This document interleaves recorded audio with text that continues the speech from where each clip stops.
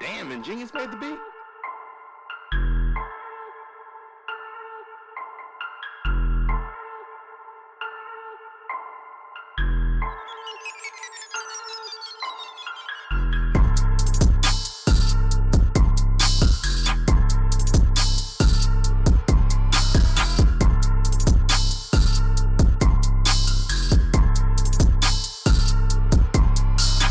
Yo, welcome to another episode of the Coach Life Podcast Radio. I'm, of course, your host, the casual one, the Prince of Positivity, Coach Steve. Join with me, as always, my co-pilot, Coach Luna. How we doing, brother?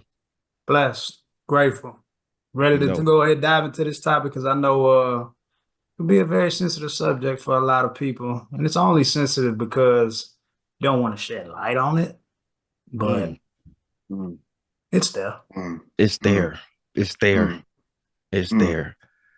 Join mm. with us, as always, the CEO, founder, and uh podcast general, Coach Wash. How we doing, brother? And we're doing great. I'm on a high right now. I think it's fitting for where we going. It's And way fitting. and for what Coach Luna said, it's gonna be touchy, but that's that little voice talking to you. It's kind of the point, right? Yeah. It's kind of the point. As everybody alluded to, this is going to be a special podcast. Join with us today, our Christian hip hop artist, producer, performer, the guy, man of God. We're just going to jump right into it right now. Coach Clarance, how we doing, Brody? Hey man, I'm good, man. Grace to peace, everybody. Hey, thank you. Listen, so much for y'all for what you're doing. I'm happy to be a part of the show. But man, hey, what y'all doing is amazing. I'm happy to be here with y'all. Definitely happy to be here. Man, we are extremely blessed to have you on the pod, bro. I've got a chance to obviously I known you for some years now. I know Coach Hey Lloyd man. has known you for longer than I've known you. I met you through Coach Lloyd, and Yeah. I can tell you one of the things that has always stood out is that there's an aura about you. There's Mm, an aura about you. Like when you walk into a room, like this is a man of God. Like this is somebody that is gonna bestow some knowledge on you. And I'm mm. really excited about today's topic Praise because the Lord for that. today's Yeah. topic is talking about one third of our triangle. As everybody knows that's been listening to the podcast, we focus in on the mental, the physical, and the spiritual. Coach Clarance is here today to drop some knowledge on us, drop some gems on us on the Mm. spiritual side of that triangle. So before we jump right into it, uh, Coach Clarence, can you please, for the people out there who do not know who you are, give us where you come from, your background, your history, sir, and how you started to walk in your faith, sir? Okay. Yeah, perfect. I appreciate it. My name is Clarence J. They call me J.E.D.I. I actually was born in Virginia, Richmond, Virginia, moved to Evanston, Illinois. I was real young. Grew up there, uh, went to college at Illinois State University where I met my wife.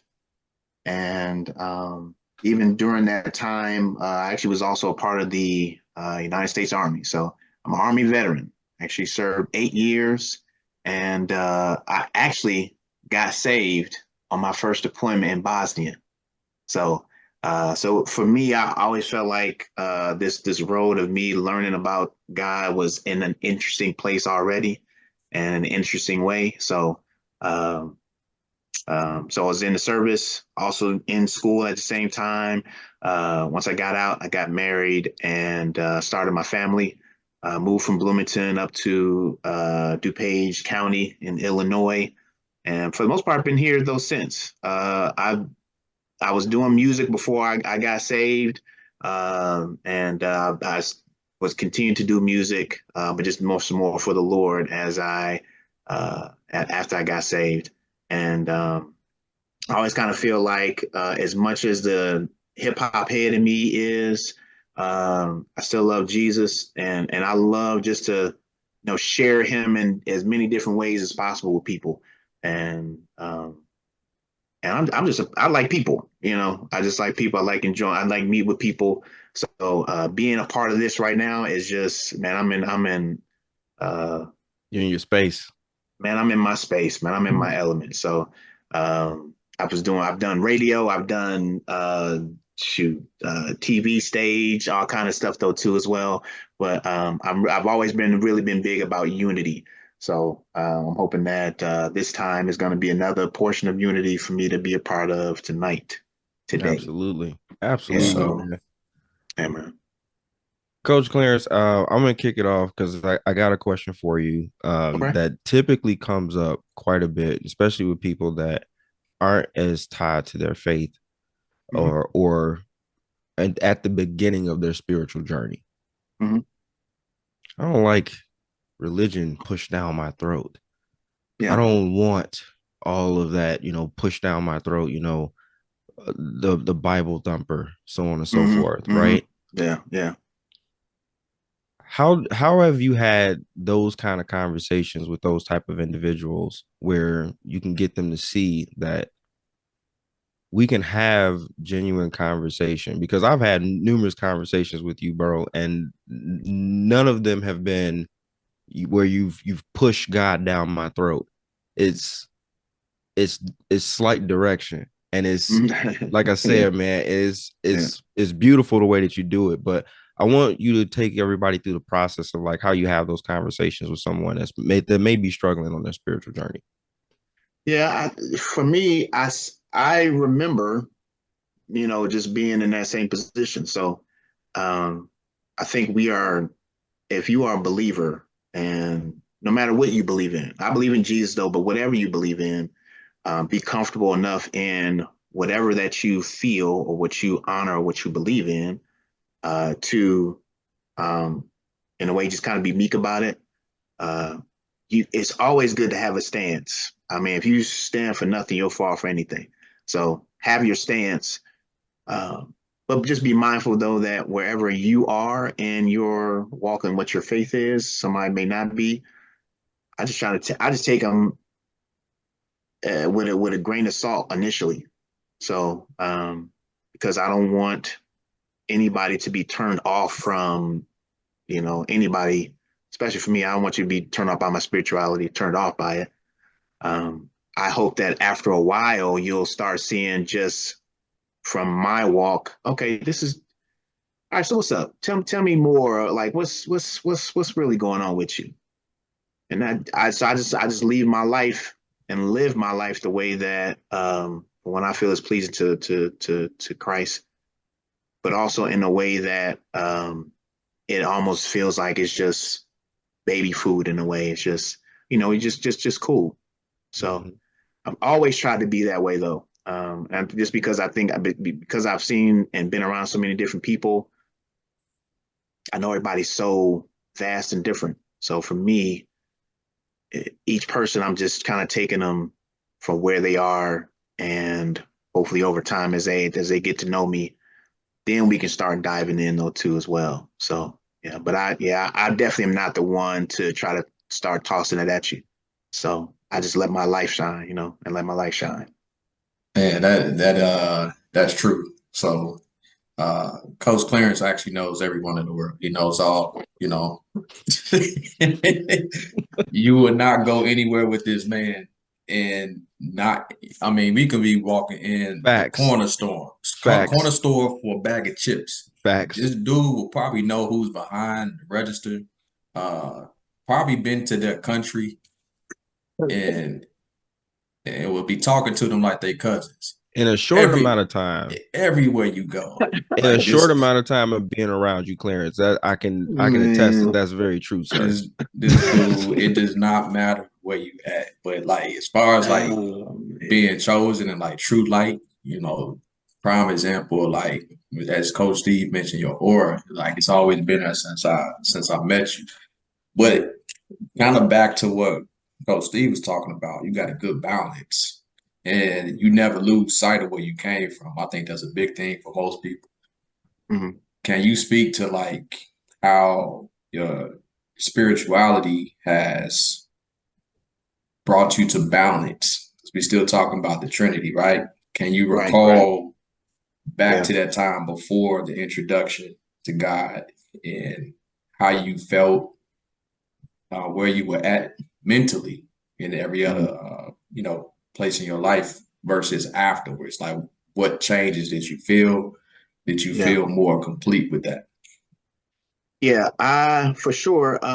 When I was before I met God, my mom was raising myself and my older sister. So definitely single parent family. My pops is still around. Thankfully, we were able to actually we've actually reconciled, man. So which has been great after a few last years though. But before then, um, I definitely can say my mental and my physical were probably. I mean, of course, those are the main things I was working on towards. So I was a ball player, basketball, volleyball, baseball, football. So and track. So it was just like I really worked a lot more on those, and then of course with music though too as well. So it was always a lot more with the mental and physical. So the closest thing I probably had to spirituality was kung fu movies. That's about it. That's probably the closest. So and I'm a big anime guy though too. So that was me. And so initially I think those were the main two that it was always a constant. I think once I got into the military, I think that's probably when my spirituality was starting to pick up. So and I think by the time that I got into the army, the mental and physical was still probably more predominant. But then I think when I got saved, that's when the spirituality, I guess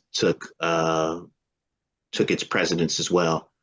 But yeah, no, but before the Lord, it was like I said, just mental and physical. I make sure I get my mind right, making sure I'm good on the field, off the field.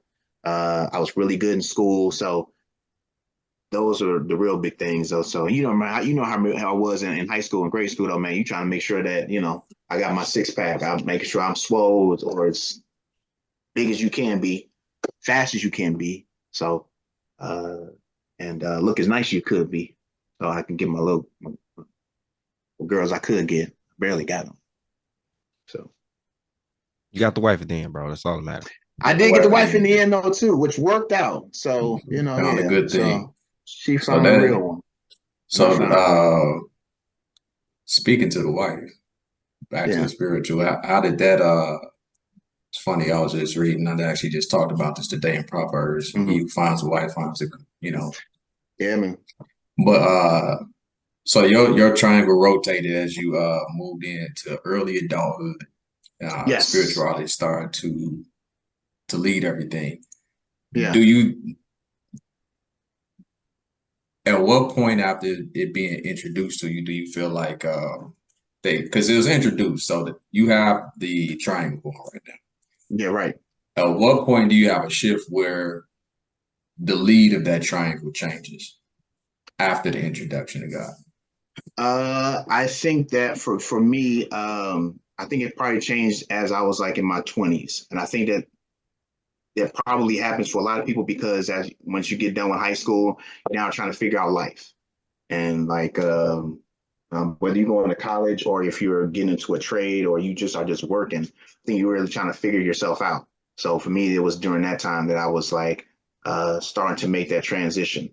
Um, and I think so for me, it was like my early 20s is when that transition I think started to make that nice shift and pivot. I think if it always kind of has been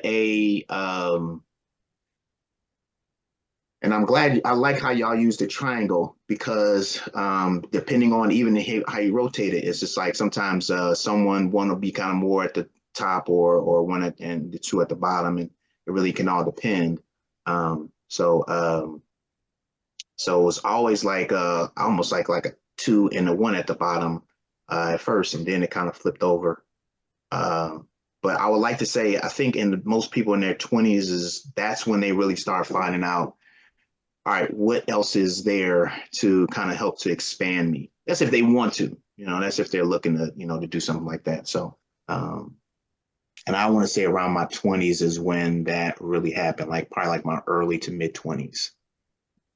So a point where you're really trying to find yourself, find your purpose, Oh yeah. direction. Oh yeah. So I think that where we are kind of like in life, some of us are misguided or just don't have maybe vision of what they want to do. So for, for me, it was somewhat easier because I was already in the service. So a service, they teach you how to, for the most part, do everything. They teach you how to make sure that you're eating right, make sure you take care of your body. So that's already a given. So, and so with that, it just now becomes, what else are you wanting to do with your life? What do you want out of your life? Me going to college just helped me to figure that out as well. So I got a bachelor's of, well, my bachelor's in public relations. Guess that one. How did that even happen? Yeah. So yeah, that adds on to it. So, but Purpose. yeah. So I think and it's interesting because I think we can find purpose in different parts of our life as well. So I feel like my purpose kind of changed once I got married. Then when I started having kids, I think it changed in a different way though too. So I think purpose can change or shift in a different way. Your vision, I think, can still stay the same, but just the purpose and the plan of it can kind of change along the way. The vision. That made me think about what's that quote you had learned about vision? Oh, go ahead and ask what you're going to ask. I'm about to ask a question because this is what's on my spirit. All right. Did all y'all grow up in the church? Like when y'all was growing up, did y'all like were y'all growing up going to church on Sundays, doing all that stuff? You got different answers. We all got different answers for this one. Mm-hmm. I can say for myself, we went when I was younger, when I was a baby all the way up until maybe like 6, 7, 8 years old. It's every Sunday you going to church. Then it got to a point where my mom started giving us an option. It's like, you want to go? Then you're going to get up, you're going to go. Then you start feeling bad because you weren't going. You know what I'm saying? All your cousins and everybody else is going. But it was a choice at one point in time until you started to seek it. So she kind of let you make that decision once I got, 10, 11, 12 years old. It wasn't until I was like Clarence said, like Coach Clarence said, in my 20s, when it was like, okay, I'm missing something. That's what I've been missing. Coach Watch. There's a reason why I'm asking. So my grandfather was a preacher. So I grew up in his church. So I went to church every Sunday just off of that. That kind of a little bit similar to Steve. Now my mom, she didn't really give a choice, but we relocated. And so that kind of took us a little ways away from our home church. We didn't really find a new church where we at. We were just commuting a long way. But that kind of cut into how often we were going to, because it'd be kind of like, do I really want to make this drive this Sunday? But it was still kind of frequent. I want to say my attendance didn't really start to drastically cut down until like high school. Before that, I was going, and then even a little bit before that, around my accident, I had a gap where I just couldn't attend. Right. I couldn't go for a while. I talked about that before. I kind of not being there, out of sight, out of mind. It wasn't. I was forced, and then when I wasn't forced, it was kind of out of sight, out of mind. Coach J. Yeah. So for me, no.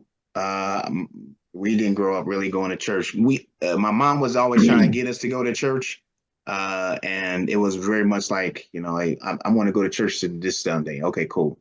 But when I was growing up, man, every Sunday was Samurai Sunday. So that's probably way before some of y'all. But that's what I was doing on Sunday. I am dating myself. So yeah. But that was my thing. So that was where I was at. So that was for the most part probably up until like freshman year of high school. Freshman year, I think it picked up because I had a buddy of mine. He was going to church, and then he would say, "Man, come to church." And one day I went, and I was just like, "Hey, man, who is that girl right there?" "Oh, I'm coming back." And then it was after a while. Then I was like, Yeah, oh, "Okay, you know reasons. what? I'm actually here. Yeah, I'm here for the right reason now." After a while, I figured it out. So yeah. And then additionally, The, no. the reason why I asked is because somebody like me, I didn't grow up in the church. Like, Mhm. I probably went to church one time all through high school. And Mm, before that, maybe because of a christening for my niece or something like that. Other than that, mhm, we didn't go. Maybe on Easter every once in the blue moon. And it's not because my household wasn't a spiritual household, because my mom is very spiritual. I'm talking about, I still remember it like it was yesterday. We was about 21, 22. We about to go actually get some holy water and put it on us before we left the house or anything like that. She's spiritual, but we just didn't attend the church. yeah. Um, and that was very normal for me all the way till I got to the pretty much till I got to Texas State. Well, no, let me take that back. I retract that. Because when I was at Navarro, I wasn't going to the church, but I made up my own little routine on Sundays. I watched The Oh, okay. Passion of the Christ every Sunday. That Oh, was my like church. That's where man, I bro. cause so Peace. my spiritual journey, bro, was like very, I want to say very different from a lot of other people, but when it hit me, bro. And I Mhm, still remember when I got to Texas State, um, dude, I was partying my tail off my first semester at Texas State. At this point, my spirit was broken, simply because mm, my whole ambition of what I wanted to do as far as why I wanted to go to college and what I was trying to accomplish as far as my life goes, mhm, it wasn't happening at that time. Like um, I was a walk on. I had to leave Navarro because they didn't want to put me on scholarship. So I went to Texas State. My first semester there, by the time I got there, it wasn't no tryout. So I had to sit that whole first semester. I got put on academic probation. My first semester, I was a 1.75 GPA. Almost got kicked out. I mhm, got put on academic probation. I was partying all the time. When they told me that there was no academic checks, or as far as there wasn't like I have to be here at a certain time or this. There wasn't no badge checks or attendance required. I was like, all right, bet. I mhm, was partying my butt off. And at the same mhm. time, which was crazy, um, I had met my officiant. I got it that time. There you go. Um, Shad, dude by the name Shadrick Bell, man. Man, one of the best dudes I've known. But it's funny how it all happened because I was already having this like innate spiritual awakening within myself of just like Yeah, searching, searching for yeah, more and wanting to learn yeah, more. And yeah, then in the midst of all this partying and all this other stuff, I still met this individual, which in in the sense of what people call like the law of attraction, we shouldn't have attracted based off of how I was living at the time and how he carried himself. But sure enough, one day we run across each other in the quad, which is like the main walking area of the campus. He just talked to me like, "Hey, can I talk to you about God real quick?" Of course, like I said, I'm young in my spiritual journey. Of course, I want to hear you. He yeah. just talked to me and everything, and then he just invited me over to come to church one time. And their church service happened to be at LBJ the time that I went, my very first time going, which was a teaching auditorium. And bro, and I've shared this in here before. I went to that service and it was a great service. I couldn't tell you what it was about, but I felt good about it. I felt the energy and it was, high vibrations, you know what I'm saying? And there was a drummer that played against me in high school that was at Texas State, wasn't playing football or anything like that. But he introduced himself. He remembered me when we played against each other in high school. And bro, the next thing that came out of his mouth was like, man, God's telling me something on my spirit to, to talk to you about your father. Bro, when he said that, bro, I legit, like, I still get the chills talking about that. I legit broke down in tears because I was like, I almost got offended. Like, the first thing I wanted to do was like, bro, like, what are you, like, how do you, like, why are you talking to me about something so personal? Like, how did this even come into your radar? Like, bro, I didn't even tell Buddy, like, I didn't even tell Shad about this. And he pierced me right there, bro. And I was like, man, how? And ever since then, I was just, at that point, something in me just like opened up to say, hey, that spiritual realm that you kind of like flirting with as far as like trying to see what's out there is way, way deeper than what you may ever expect. And it's way more, how can I say that? We're way more interconnected than we want to acknowledge. Oh yeah. Yes, sir. Because Yes, when sir.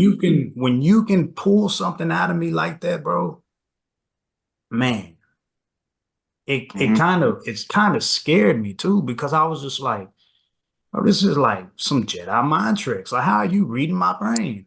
You know what I'm saying? Like, how is this happening? And what's Yeah. crazy, and I've never shared this with, like, besides maybe like one or two people before. As I started following them, and I started trying to live that way. And at one point, bro, I remember this like it was yesterday, bro. We were in the cafeteria where everybody was eating, and they were just like, just focus on, what God is trying to tell you, and whoever you see, whoever you feel like you got a message for, just approach them, bro. And I did that, and I laid my hand on Buddy, bro, and I closed my eyes, and I could see like this house with like a TV or something. Like, it was an old house, and I talked to him about it, and he looked at me the same way I looked at the drummer, bro. At that point, bro, my heart like was racing. I was like, man, this is weird. Like, I don't understand this. Like, this is beyond my level of comprehension. Yes, sir. So at that same time, I started feeling myself becoming more judgmental of people. Mm-hmm. And Yeah. I started feeling a little, I ain't gonna lie to you, bro. I started feeling bad because I was being judgmental, but what it really was I was trying this spiritual walk with emotional immaturity. Mm. So I lacked that worldly understanding of where people are, like you said, meeting people where they're at, and like having empathy and things like that, because I guess you can attribute this to my self-diagnosed adult ADHD. When I get something in my brain, bro, like, I just want it. And then the minute I get it, I want to share it. You know what I'm saying? I want to go ahead and I want everybody to eat. You know what I'm saying? Yeah. It's always been in my spirit. Like, that's just me, and I felt myself getting real judgy. And I felt like I was losing my friends, and the ones that I like always I knew would ride for me is for any type of manner, however, like, I knew they had my back. And after that, I kind of went back to how I was in like 2010 with um not like, I was in and out of church every once in a while. I'd be reading my word every once in a while, but I always would pray. You know what I'm saying? I always made a habit to pray, pray, pray, pray, pray, pray. And I didn't, and if I'm being completely honest, right now I'm in the rephase, rebuild, reconstruct. And the root for re is what? What does it all mean? We all went to school. To do again. Again, To do again. resurrection. We mentioned this a couple pods ago. When we have these talks, none of us are like perfect in any of these walks. You know what I'm saying? We're all in our infant stages of Yeah. this. And, I like to just go ahead and just talk about the things because it's just, this is who we are. And the more and more we can get more comfortable talking in front of each other as men, you know what I'm saying? We kind of opened up the door for others to go ahead and do the same thing. So most recently, what I've been able to do is, because I'm, like I said, I'm trying to get my three every day, my mental, my physical, my spiritual. So Mm-hmm. what I've been doing since I've been waking up early in the morning, instead of listening to whatever I want to listen to in the morning on my way to work, which is a good 30 minutes, what I've done is I started listening to the word the whole way to work. So that way I start my day with that. You know what I'm Mm-hmm. Yeah. saying? Because Yeah. I made it a goal of mine this year to actually do that. You know what I'm saying? It's something that I'm tracking on my calendar to make sure that I'm doing every single day. Yeah. Um, and what really has gotten to this point is that kind of like what David Goggins talks about all through his book is you got to get tired of the monotony of like habits, the monotony of character traits, the monotony of the picture that people may perceive you because Damn. of the constant, situations you always have gone through. Mm-hmm. Um, you gotta be tired of that person. It's almost like a reptile, like getting rid of that old skin. You know what I'm saying? Like you Mm-hmm. gotta shed that skin and throw it away and move on. And you know what I'm saying? I feel like that's where I'm currently at. And I talk about it with these guys all the time. Like it's refreshing.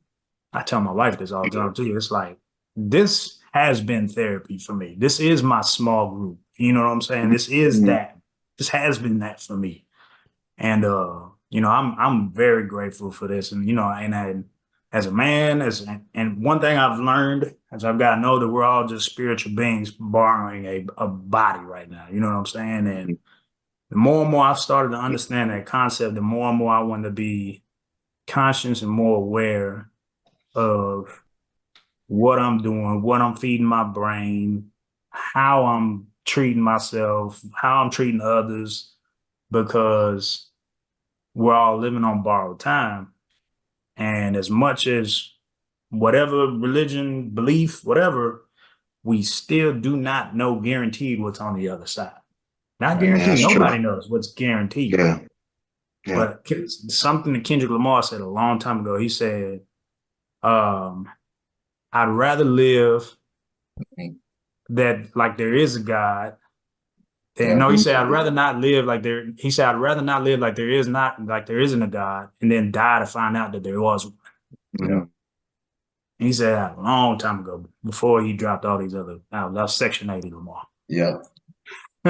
You know what I'm talking about. But it was something that kind of like that. There's little things like that. There's little intricacies of people that just like, that kind of stick with me because, like I said, I never grew up that way. Like it was nothing that was like, we're not playing church music on Saturdays and Sundays. My mom is jamming merengue and she is listening to some music that's going to get her dancing and get her energy up. Exactly. She Mhm. gonna get her energy up, and that's what we do. That's what she mopping to. That's what she vacuuming to. That's You know right. what I'm saying? Things Yeah. like that. So that essence was never around, but good energy and praying and all that, that has always been there. You know what I'm Mm-hmm. saying? Yeah. I think that's the Yeah. root, bro. And it's funny because you brought up the root, right? The root has been you've always been praying. You've always been spiritual in the sense. It's just got deeper. Mm-hmm. You just got exposed to the deepness of it. And then when you find out how deep it is, Man, Mm-hmm. Yeah. boy. dog, But Yeah. I, Yeah. Yeah. I, Yeah. I had this revelation earlier, and well, not even earlier. Like since I've been reading more and more, I'm like, dog, the universal languages is in Proverbs. It's literally in Proverbs. Like, and that's another thing, bro. Like, I understand some people have trouble reading the Bible. If you go through Chronicles and you go ahead, the brother of Ezra, Yeah. Ezra is the son of Oh Ephalim. man. Ephalim is the. I Oh get that. yes, I get you too. I'm I with you I too. get that. Whoever that I is out there, understand. I'm with you on that one too. Yes. I get that. I understand. But the one thing that I had to do on the and the great thing, the Bible app, man, it has like freaking 100 different versions of it. You know what I'm saying? And we can talk about that in a conspiracy pod another time. But you can just pick a version that is at the level of your understanding of, well, however they're gonna go ahead and interpret it and say it, you know exactly what those words mean. Because if habits does not ring a bell with you, I promise you, they have an inversion. Have is in there. Man, They got the They got Bible it for in them. Dummies. The They got it dumbed in down Uh, version. hey but man, you, them. They got the that's part of my simplified Bible. version. Hey, bro, That's part of my Bible. Don't do that's that to my me, man. Bible. Don't do that to I me. that's my Bible. I got my Bible. Got the pop up books. You the pull tabs and the people pop up and everything. That's mine. you know Coach what? Steve, bro. Coach One Steve. thing I wanted to point out with what you just said, Luna, like I already synced it on you when I first met you. Mm. That's like you said, everybody's spirits connect. You know, it connected. Like I synced it on you early, and Talk about it, Coach. Talk about it, Coach. you see chosen when you are chosen or you one of his children, even if you're not there right now, You see it. you see it. Even that spiritual maturity will come once you start to actually seek, but you were already chosen. Like everybody's not chosen though. Yeah. But the ones they are before they even realize it, you'll see things before you actually start to dive and start to seek and start to pray and then start being fed answers here and there. Just like when you touch buddy, when you said first got exposed, like you saw you had an image. Like that's a spiritual gift in itself. Everybody can't do that. Everybody got different gifts Okay. and chosen for different things. So that's all. You know what I like to compare it to? I always talk about, we could dive deep into this Jedi, but talking about the Matrix and the Mm-hmm. layers of symbolism in that, the spiritual symbolism in the Matrix. Neo was already the one before he knew he was the one. Yes. Yes. Yeah. And Yeah. and y'all He gonna had go to look it believe up. it. Yeah, You he know, had to they got to the believe point. it. He had to believe it. He Yeah. had to believe it, but like everything came out once he started to see little things, once he got introduced to some training, Mm-hmm. and Mm-hmm. his level of fight in him was way greater than those that had been practicing for so long. Mm-hmm. He Mm-hmm. was there like that once he actually got Yeah. introduced and then started to believe himself. Like, Yeah. I'm where Yeah. y'all at, and a few minutes later, I'm well above where you at. Yeah. For real. Because he was chosen. It was already Mm-hmm. there. And Mm-hmm. that's pretty much what this is. Like that aura, the fact that like Jedi, not I'll talk about you loaning to Steve for a while. And I was like, yeah, the energy there. Like he one of them.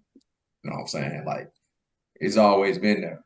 But to what you said about the assignment, that's everybody. I went through that too. So although back to your question, although I grew up in the church with my grandfather, it took for me to go through this journey in my adulthood. And I had a similar experience where I'm battling demons and everything I'm going through. It kind of like Jedi, I was a little bit different.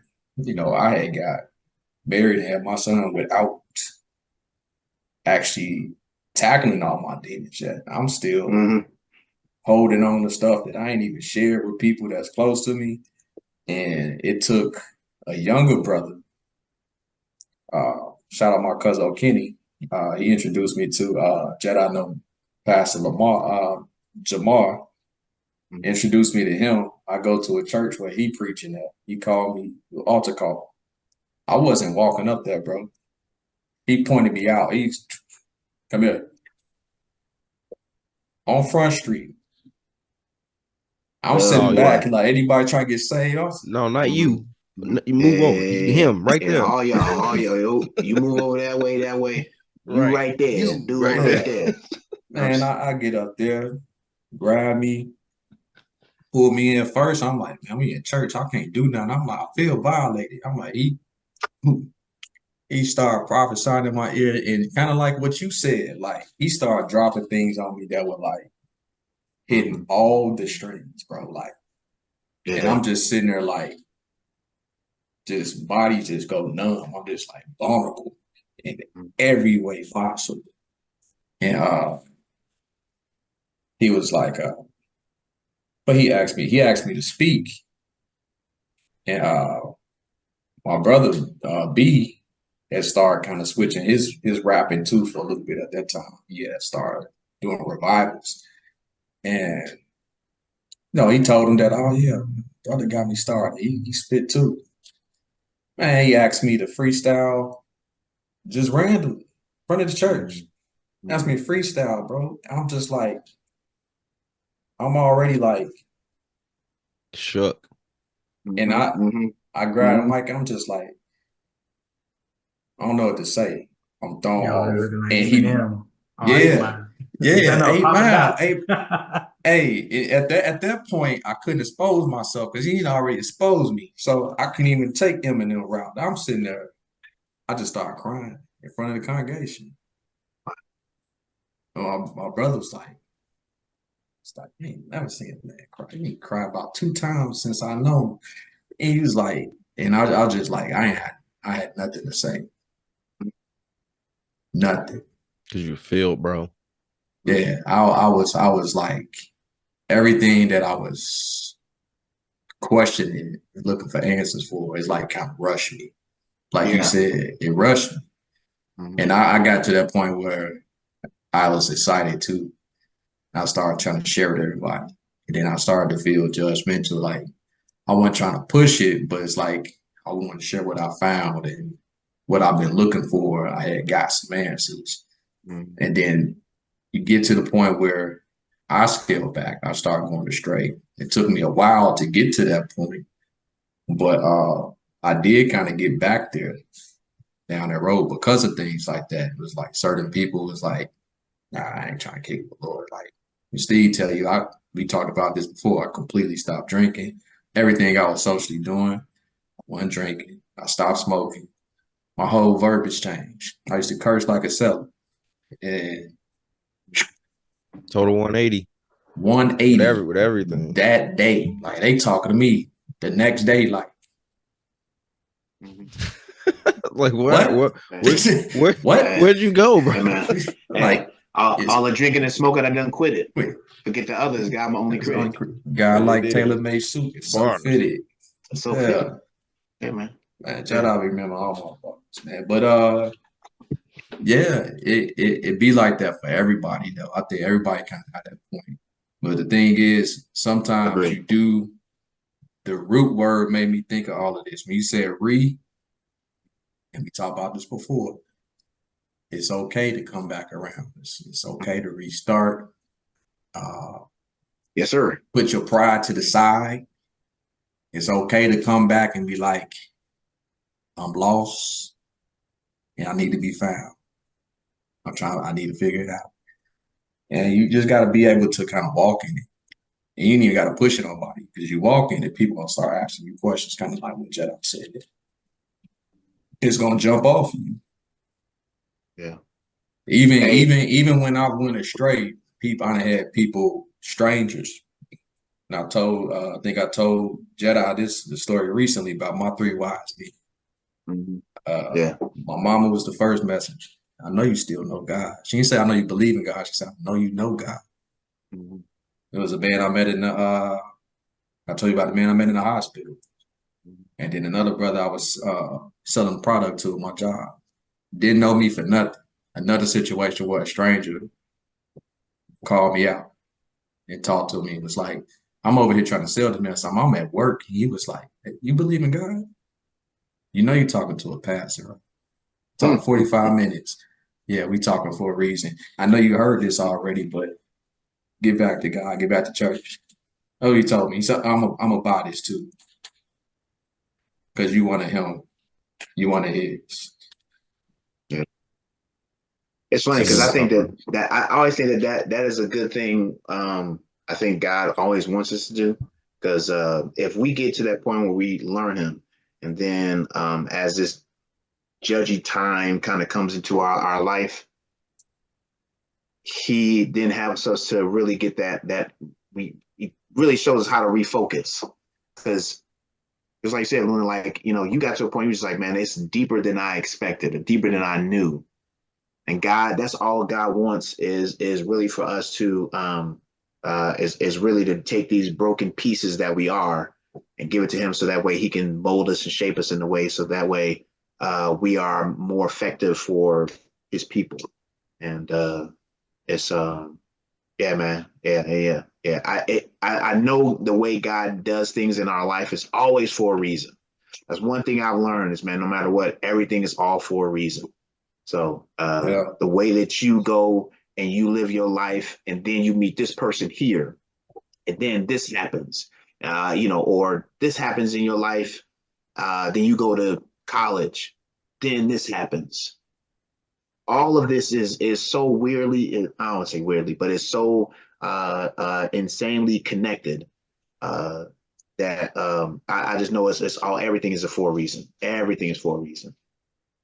Yeah. We just are figuring all out. They say God works in mysterious ways. It's only mysterious to us because we don't know how he thinks. We don't know how he works with everything. So just that's just what it is. So but man, I love stories like that though. So especially like that, Luna, man, bro. Yeah, man. Yeah, stories like that, man, are I love hearing stories like that. It that saying, it just literally was right here and it just left my mind, bro. But it makes you have to readjust and refocus, because we constantly are getting, like, what I've noticed, especially now that I've become more disciplined with the routine, an everyday routine, I'm not giving myself, or I don't have enough time to get lost in something that I don't need to be spending my energy on, whether it's scrolling for forever or anything else, because I feel a little personal. I feel like I'm checking myself when I look at my calendar and I see an X for whatever it may be, whether it was journaling, reading, working out. Like, I'm starting to get to that point. Like, my January, like, I kind of take it personal that my January wasn't fully all the way done, because I had Mm, days where I didn't do anything.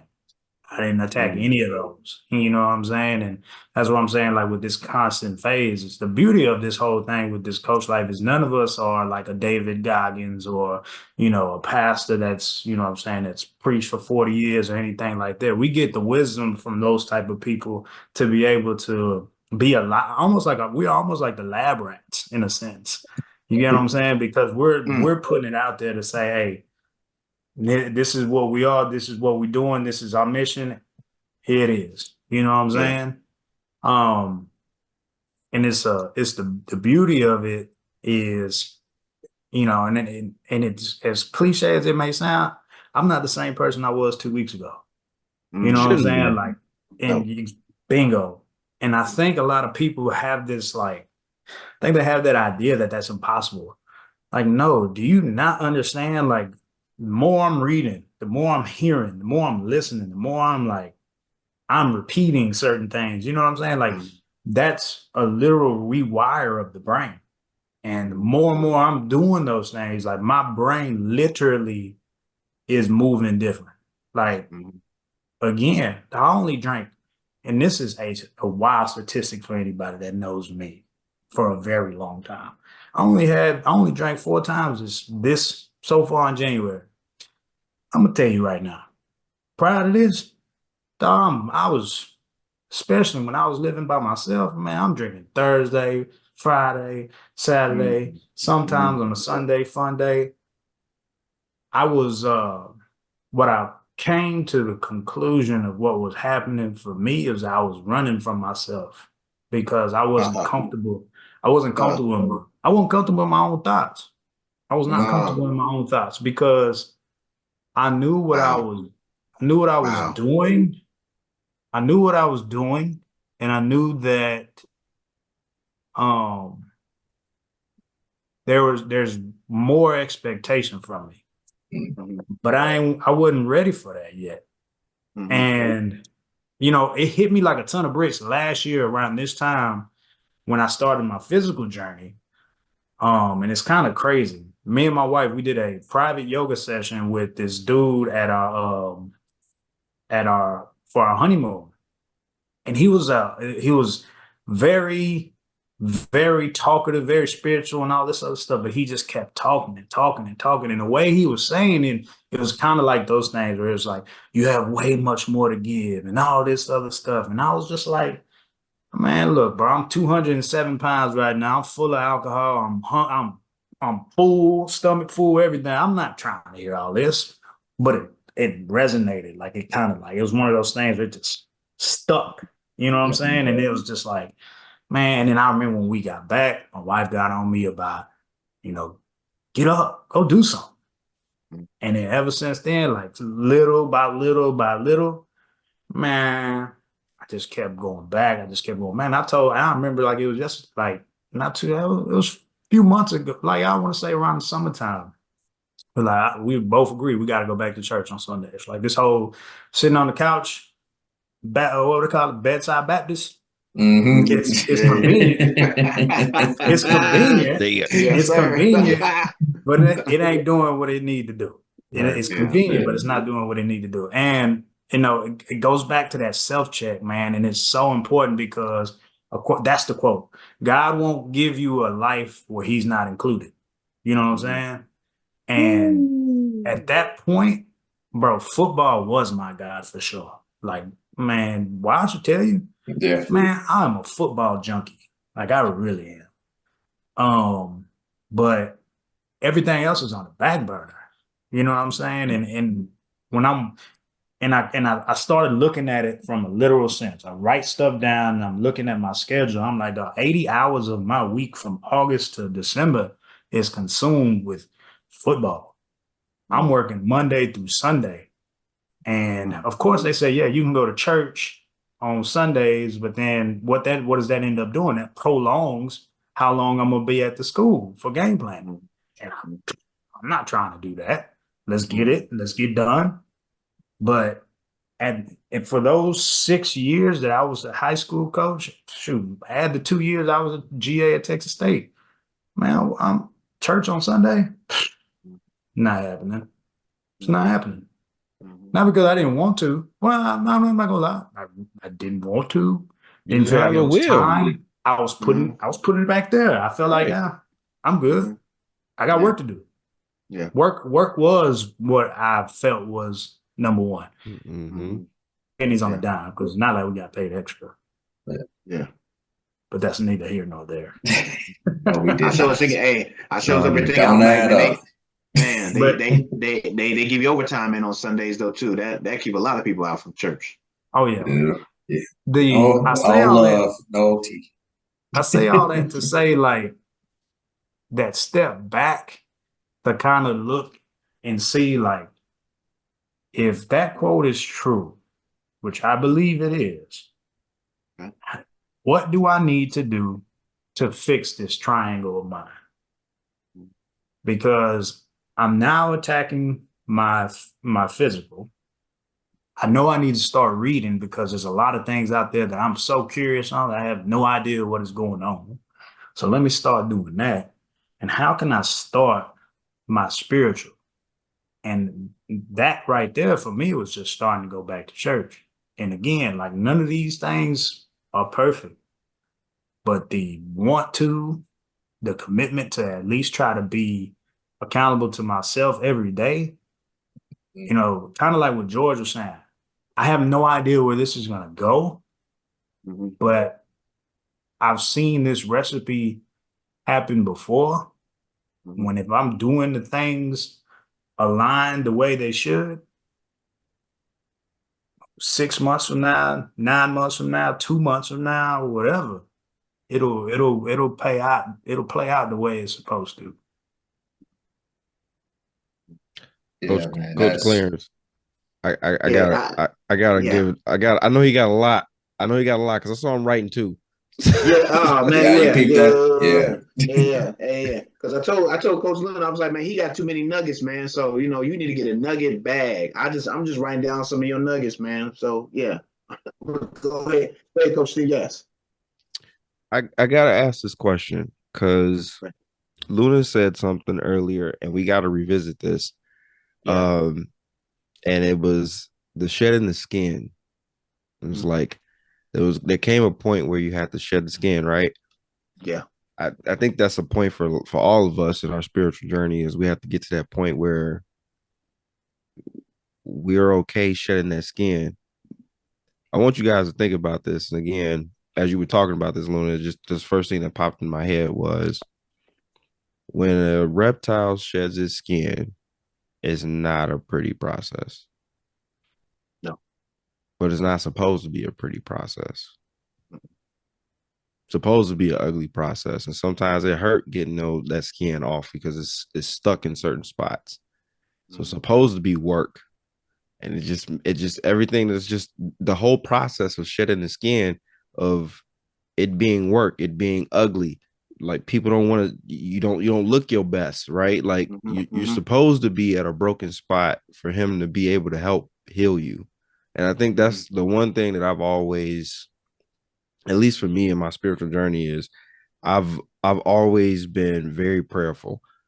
That's the one thing that I can say. Like, again, maybe not go to church every single Sunday, but I'm definitely gonna pray, if not every day, or every couple, every couple days or multiple times in a day. Again, not just even when something's wrong.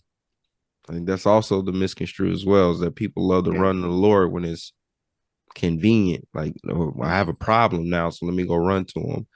Go run to him when something good happened too. Like, think about it as Yeah. a Thank father, you. right? Thank Yeah. you. Yeah. Yeah. Be when just like as a father, man. Like I think about this with my own kids. Like my daughter she came to me today. She had a page that she pulled out of a coloring book, and she colored all the Pokemon the colors that she wanted to color them, right? And she colored in the lines. It looked all good and everything. She's in art class. So I was like, it looks really good. But she was excited. She came with, Dad, look at this. I want you to see what I colored. That's something that she was happy about, right? So Mhm. if a child that has innocence like that can come to their father and say, "Hey, I want you to see this good thing of mine," you should be running back to your father too and telling him, "Hey, thank you Mhm. for Mhm. giving me the opportunity." That's why I said Mhm. this pod is so much bigger than we know it is, and it's funny because me and Luna, we talked about this offline numerous times. Me and Wash talked about this numerous times. Me and Coach Clarence talked about this pre-show a little bit as well. This is therapeutic for all of us, and we gotta understand that this pod is now giving people uh, a avenue to kind of see that they're not walking that walk alone. Mhm. Yes, We sir. all are in the same spots, in the same positions. Some of us may be a little bit more ahead than the other one, but we still within arm's length of each other. We still able to have that conversation and still be able to to help each other grow. Yeah. So I say all that to circle back to you, Coach Clarence. I want to take you to the skin shedding conversation. Yeah. Yeah. When you find an individual, and I know you've probably seen me in that stage where I was shedding my skin when you met me. When you find somebody in that portion of their walk, how do you help them kind of see that it's okay to not be okay? Yeah. Man, I think that when we get to a point where you're okay with being, I don't know, we use the word broken, but when you just get to the point where you just say, you know what, when you get to that point of just saying, I'm not okay, I think that opens up a door to the people who want to help you to really kind of come around. Um, and that's where you have your brotherhood, your sisterhood. Um, that's where the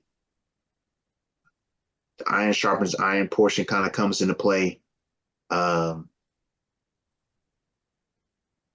it's like you are letting people know that I felt like I was on an island dealing with this myself. I can't be on this island anymore, and I really just do need help. And I'm open arms with that because of I know how I would want to be treated if I went to that point. So I'm very, very much ready to walk with somebody. And I've done a few walks with a lot of people in situations like that as well, as even for me too. I had to shed my skin like, man, shoot, a lot of last year. And it's crazy though, because this is I know Coach Wash, you set this up as being wellness, month.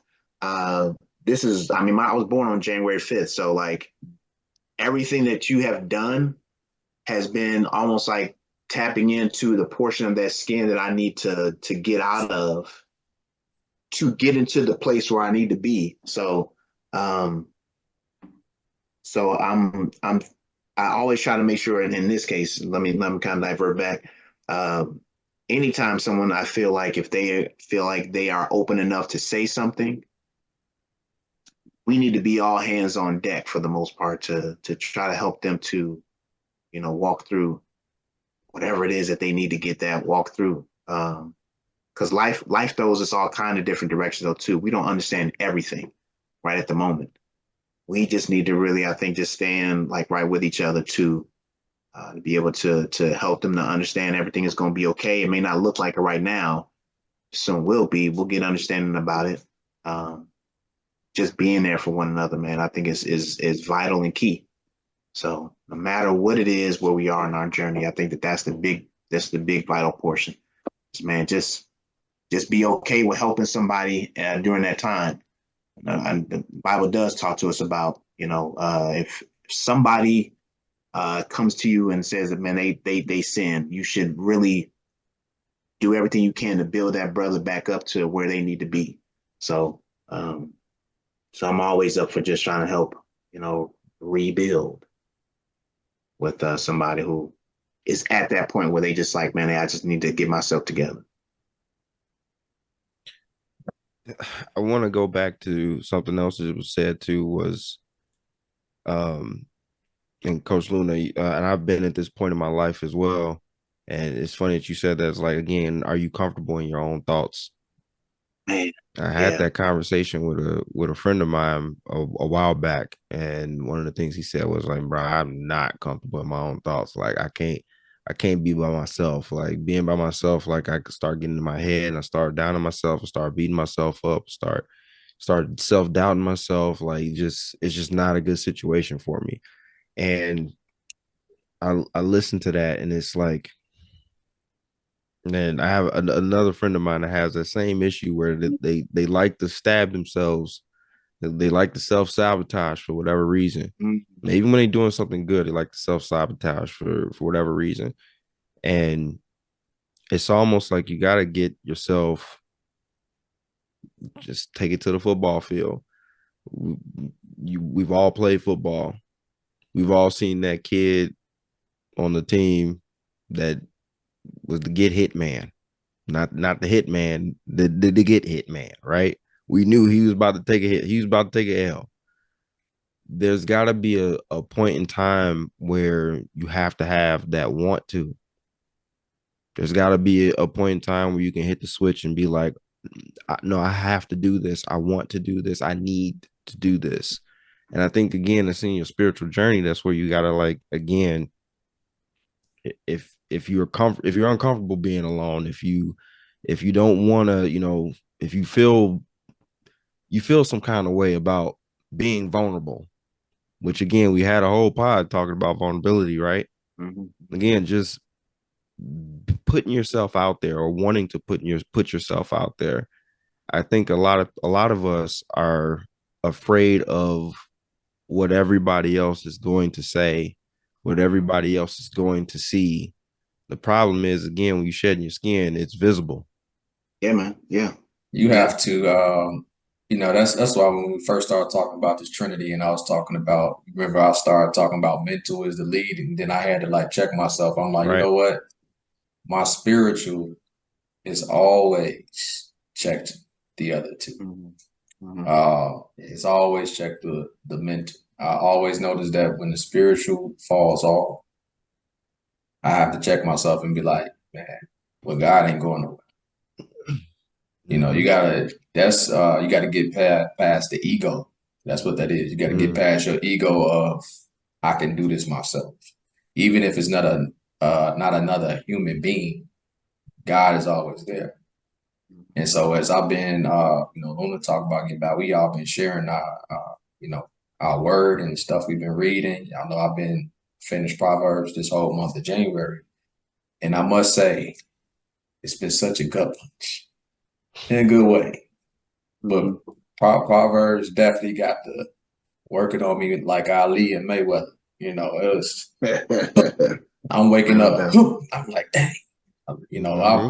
I was the one getting hit. The same reference you gave, I was the one getting hit every morning. I'm sitting here reading, I'm like, boy, but you have to get past your ego and go ahead and just admit. Start running from yourself and running away from your responsibilities. So I've always said that, and I have admitted that too. I'm like, man, Luna kind of alluded this or straight up said it a little bit earlier, just saying how I wasn't ready. Or you felt like you weren't ready at one point to take this on, but that ain't really for us to say. Now, once you really get into it, I don't want to go churchy, but I'm just gonna start dropping a couple parables. But one of my favorite stories is J.E.D.I knows is Moses. He wasn't ready, and he didn't even know God until much later in his life. Heck, he didn't even know he was a slave. He was so clueless. Like, when it all came to, Moses had caught a body and everything before God. So while you beating yourself up about, the wrong you done and feeling like you can't get to this spot because of that, that's just one story. But almost everybody that God has chosen had some blood on their hands. Yeah, for real. Before he called. Yeah. Yeah. Before he called. And and life you're gonna be thrown with some things, you're gonna do some things that you may not be proud of. God gonna forgive you before you forgive yourself. Man. That's the battle. So even back to what Luna was saying, it's like, man, you felt judgy. Some people start getting pushed away, but they're not there yet. They're not ready yet. But like I could start moving in a certain way to show them that I've gotten past this myself without directly talking to you about it. And that's why I'm gonna lead into our mantra that I shared with the team already that I wrote this year.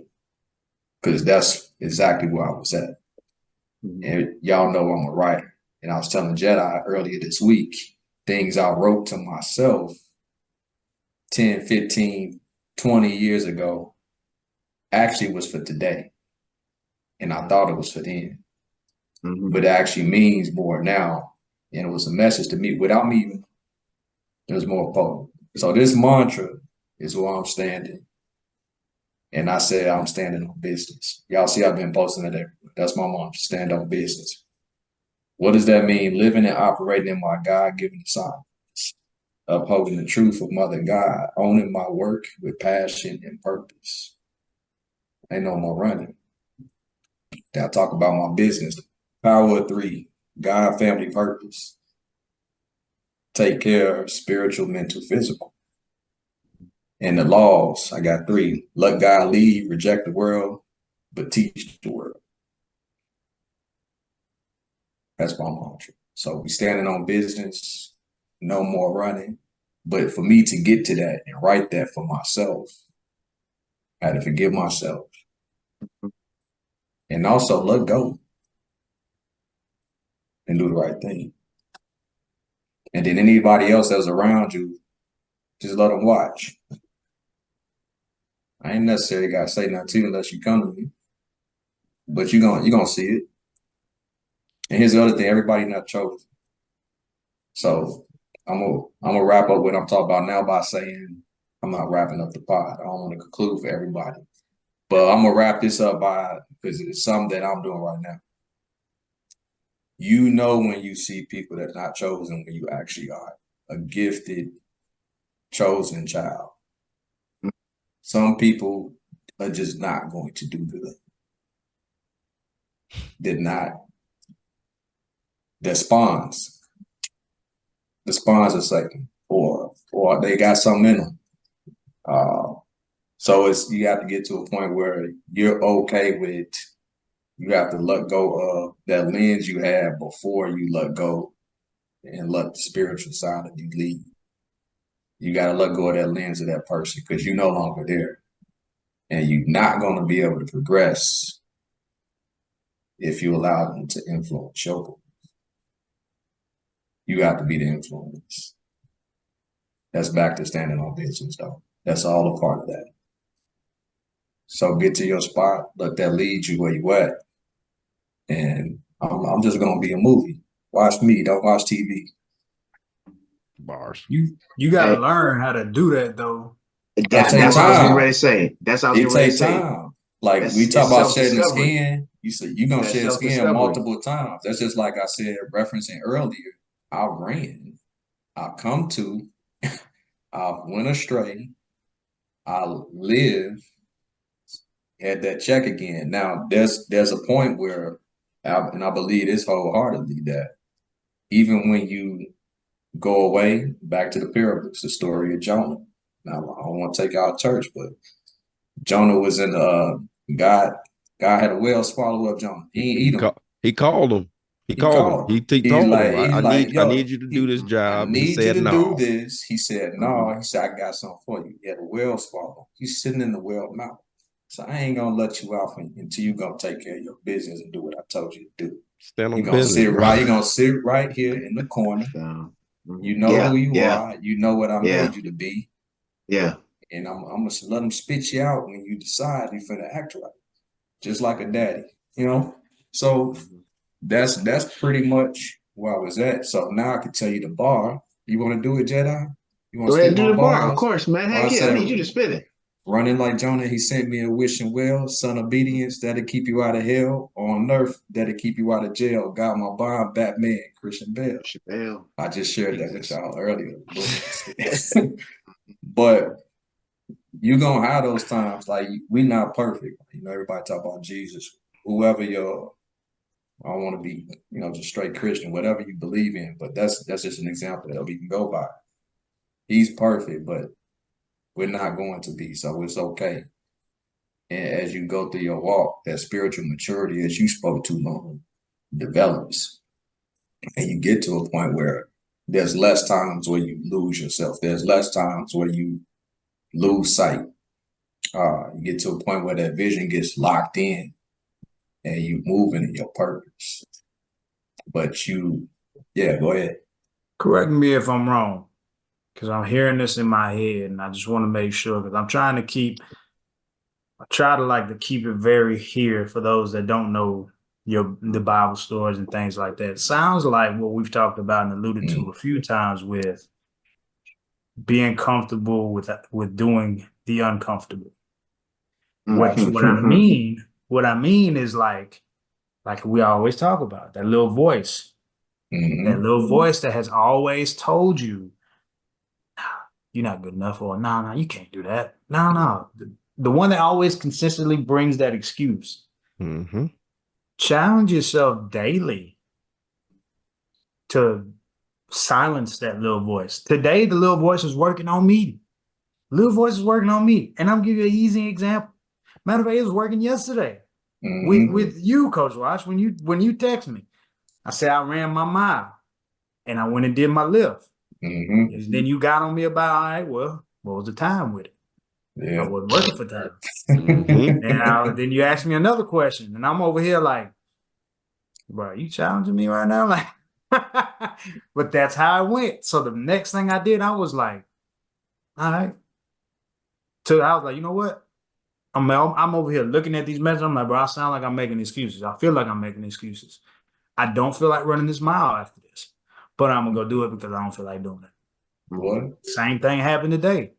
I wanted to go ahead and ride the bike today because I wanted a low impact exercise because I got legs in the morning. Wife said she wanted some Italian food. Well, the Italian food that she wanted is on the way home. Well, I wasn't gonna get there and then keep the food in the car and make it get cold because I ain't about to eat no cold pasta. You know what I'm saying? And Yeah. I'm not about to bring that's bad business for the stomach. Mm-hmm, So mm-hmm, I mm-hmm. was like, all right. Well, I didn't want to go jogging today. I said, you know what? Forget it. We're gonna go ahead and do 3 miles. 3 miles, legs sore. At the sixth lap, which is about a mile and a half, Mhm. that voice started creeping in my ear, like, bro, why? What are you doing this for? Like, what are you trying to prove to Mm-hmm. yourself?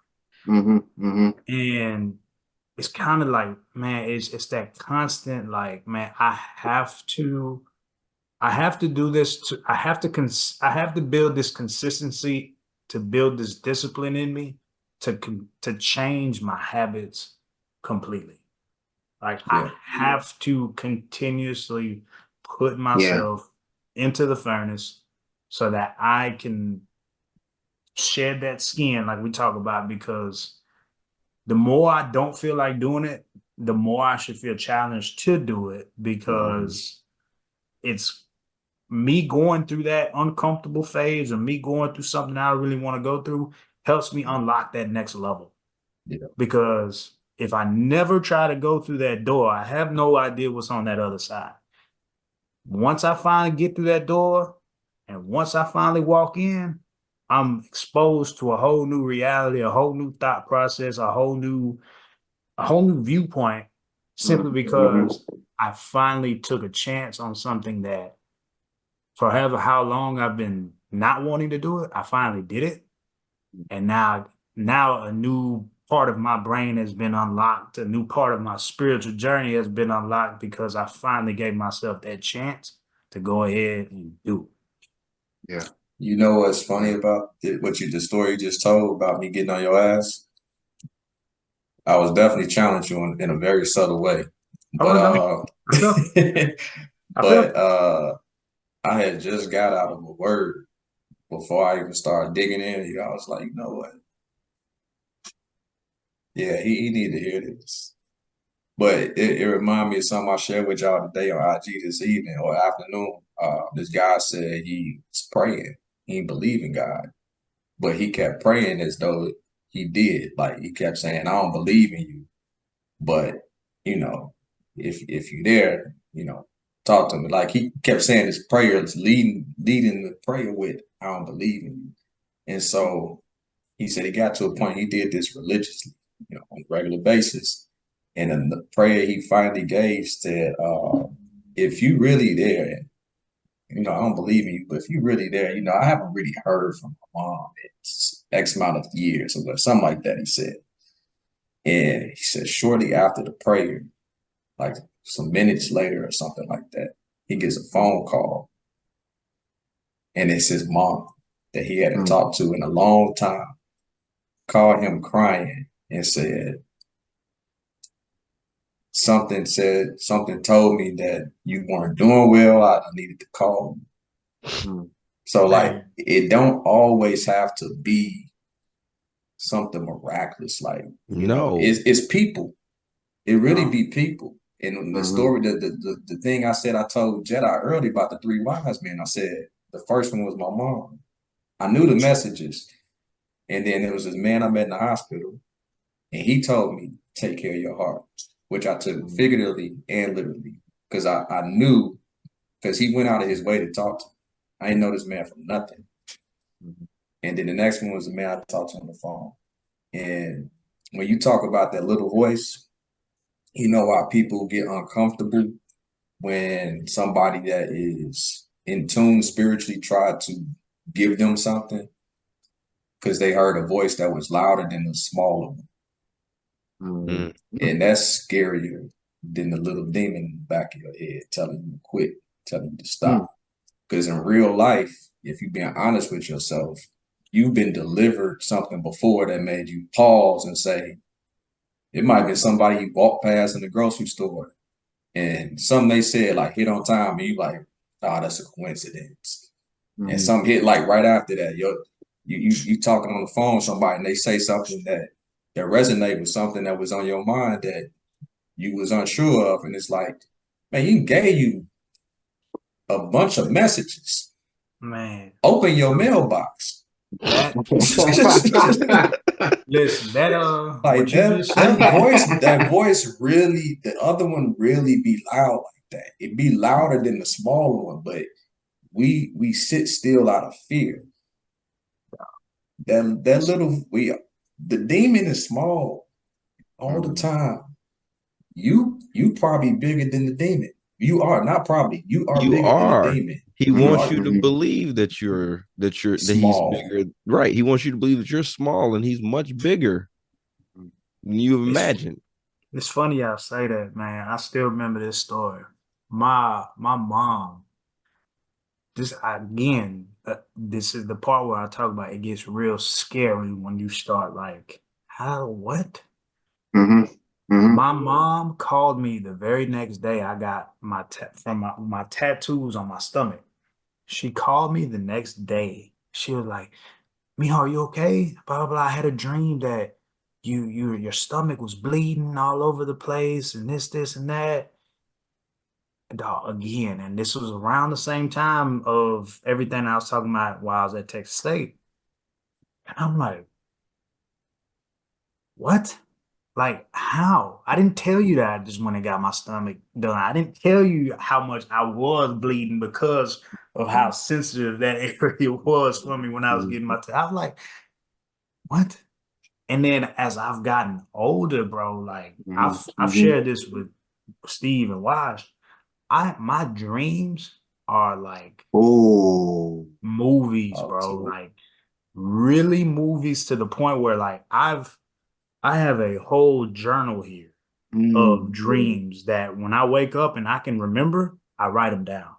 And then I go ahead and I Google what, because again, Wait it's a a minute. spiritual journey. So I'm open to see like, oh, well, what do they say about this? Or what do they, you know what I'm saying? Because I don't know. You know what I'm saying? Like, let me see what is this? What is the significance of this animal when it comes to the Bible? What is the significance of seeing this animal? Like, what does that mean? Man, Man, that's crazy. when I start diving deeper into that, I'm like, and then I forgot, I think it was Wash or somebody told me, it was like, bro, that's very rare to wake up and remember your dreams. Yep. Yeah, we were talking I was about like, all three of us talked about one pre-show. Yep. yeah, I was like, for real, I was like, as much as I remember them, but then my wife, she was like, man, I never remember my dreams. I'm like, how? I thought this was normal. The gift. Most people wake up. Yeah. That's another spiritual gift. You don't even, you talk about how deep this get, you loaded, bro. Right. You loaded out. Like when I tell you, like I saw something once and somebody told me this a while ago, then I saw it again more recently. They said you can't get over on a chosen person because they gonna dream it and they gonna have crazy discernment no matter what you try to do. They know. They know. That's my wife, bro. That's my wife. They know. Like my wife has the discernment of it is heavy with her. She will see someone or she will see something and she's like, yeah, nope, not over there. Not over there. Don't even know this person, but nope, not over there. Hey, can we, man? Well, and we got to talk about the breadth of spiritual gifts though too. So, because your wife sees something, like your mom has that vision though too. You have dreams though too as well. Watch, like same thing with you. It's like, man, the breadth of what God has given people in regards to gifts, and it's been so vast. Like that, and I know that is there to help all of us in a way. Really, God really does want us to be a unified body in one way or another, hopefully in this life and the next. So all of the things that we have, like I had to figure that like the things that I like or that I do it's just what God made me to be. Like I love hip hop, I love comics. I got bunch of comic stuff back here behind me, and I love hip hop, comics, and God. It's like those sometimes like the smallest of things though too are the things that help to bridge whatever gap that is between you and that other person. So Yeah. I just like I just like talking to people. That's just a small gift of mine that I didn't know what it was until like after the fact. And they And gravitate to you. That's how yeah, you so know. Yeah. yeah, Right. That's when you know it's a so gift. And that's when you know it's a true yeah. gift. Because Coach Ryan is the same way. And shout out Coach Ryan. I know he take And care of the and new little bundle of joy. and Coach Ryan don't even Congratulations. talk and they gravitate to him. Exactly. You don't He gotta don't say even anything. You he just don't know even it's so speak. right. He hardly ever says anything. I've seen him walk in the shop and just like he won't just doing his thing, just walking through the shop normally. And somebody just come up to him just randomly and be like, "Hey man, It's on. I got a question for you." And it'd be something where it's heavy on their heart. It's like, Mhm. Being Yeah. just kind of like if your spirit just kind of being open, like right. it's an aura of almost like a welcoming in or something like Yeah. that though too. That's awesome though too though, Yeah. I man. done had people tell me all the time, like, I don't know why I'm telling you, like people I just met and they would dump Man, on yeah. me all the time. Like barely talk to them. I got a story I want to tell, but I ain't gonna tell it though, because my wife and my kids they gonna laugh at me. Uh-oh. So you know what I want you to do though. What's that? You gotta share your gift with the people. I was just about to say we are coming up on time right now, and I would be remiss if we did Me, not. me, and me and me and J.E.D.I, we done performed together before. He is quite the lyricist, not just rapping, like just poetically dope. Uh, we gonna need a piece. I'm gonna Play need you to pull something. out one of your hardest pieces. What's on what come to mind? Oh, what's on your heart? What's on your heart? There you go. There we What's on your go. heart? I'll stand All right. corrected. Yes, sir. Yeah. I'll take that. I'll take that. All right. Uh Deep in my heart and my soul is a desire. Every bone in my body's like a wildfire.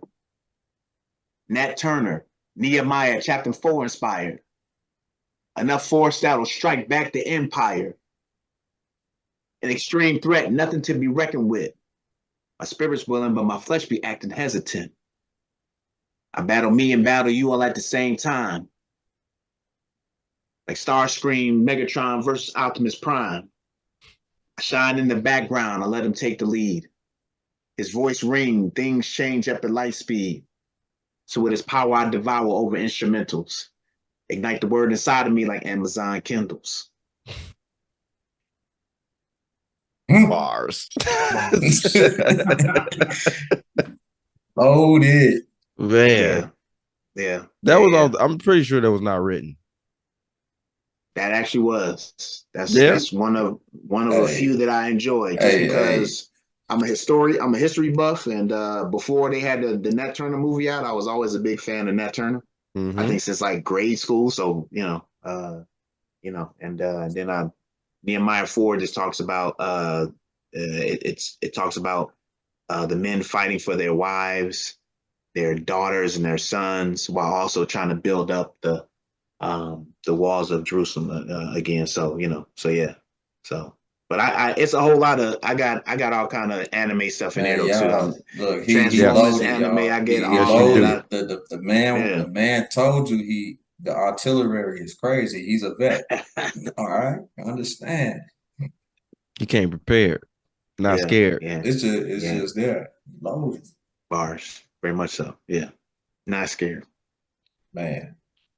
So should I be challenging Coach Wash Oh.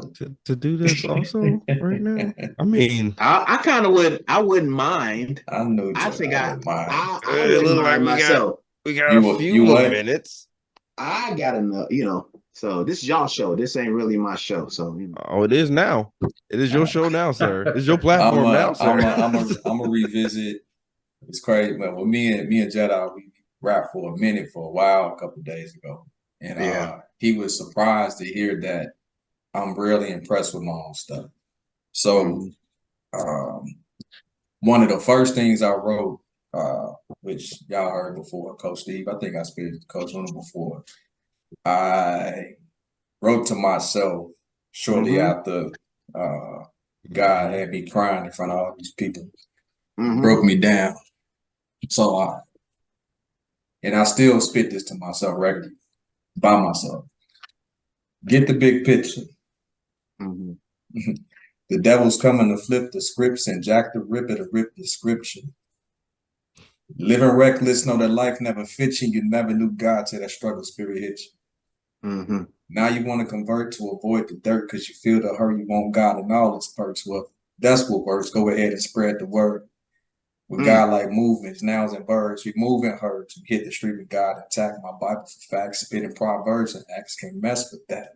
He said to give you a peace of mind and peace of mind. Yes, man, God's so fine and the sun will shine as long as you stay in line. Bars. Yes, sir. I love that joint, man, too.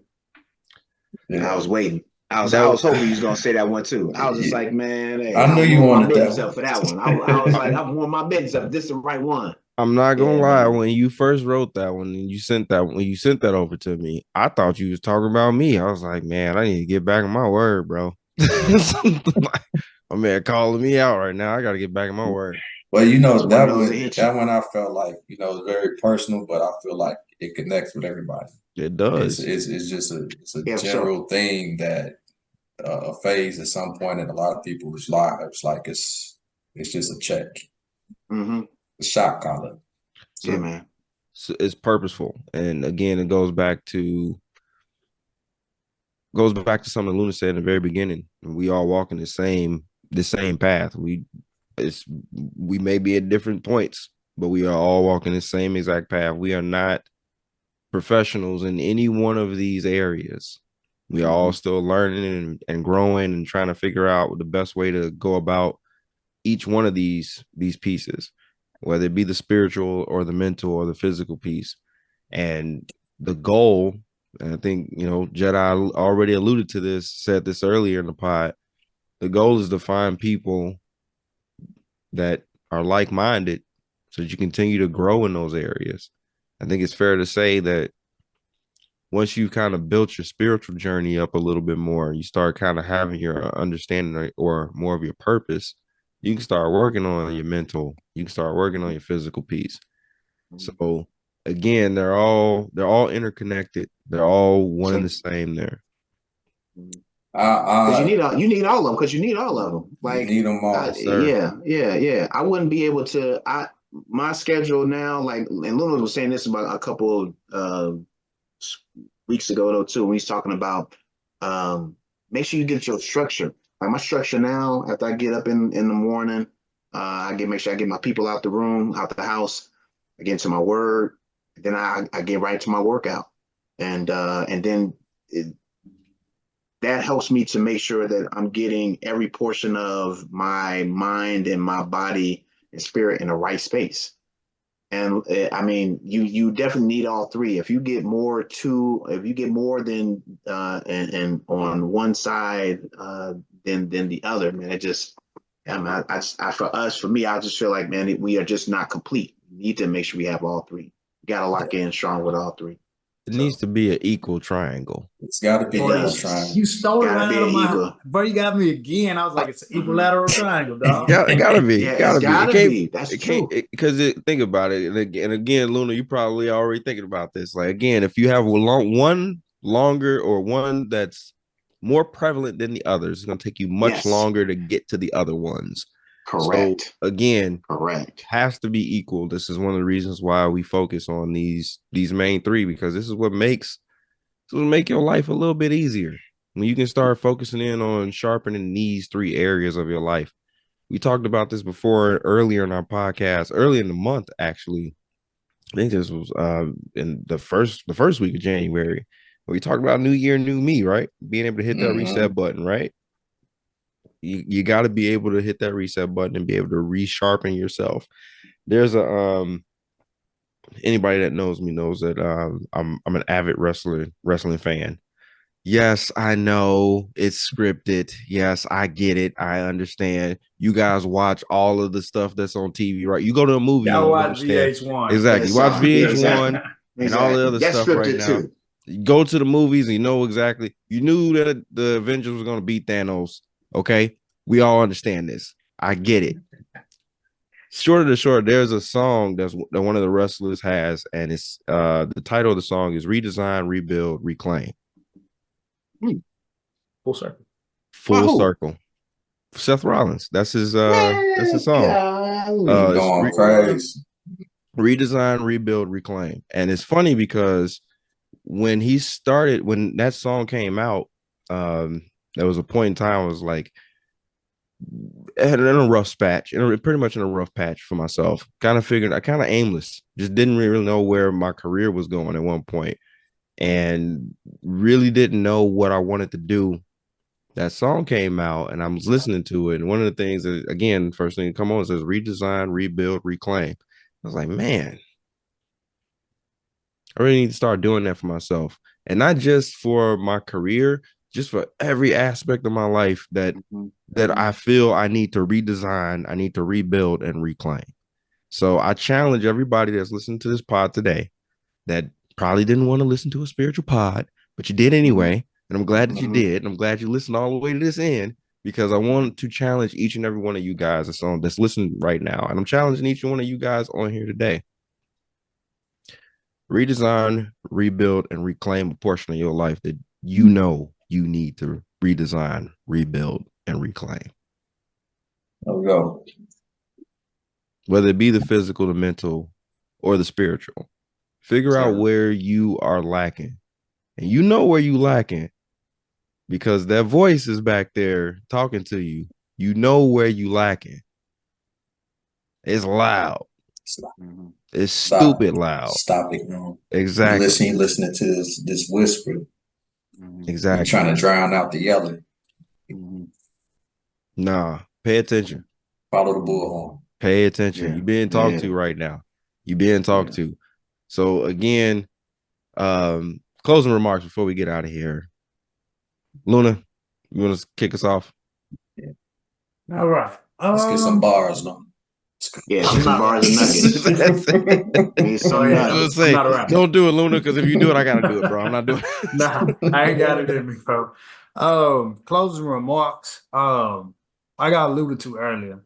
I know that this conversation can sometimes steer away people as far as wanting to listen or hear or anything, but face the reality of what that really is. That's just you. That's just that rebuild, reclaim that you just talked about. That's that structure of yourself that is uncomfortable because it knows it needs work. And we typically always feel discomfort in the area we know we don't want to shed light in because we know it's going to require work.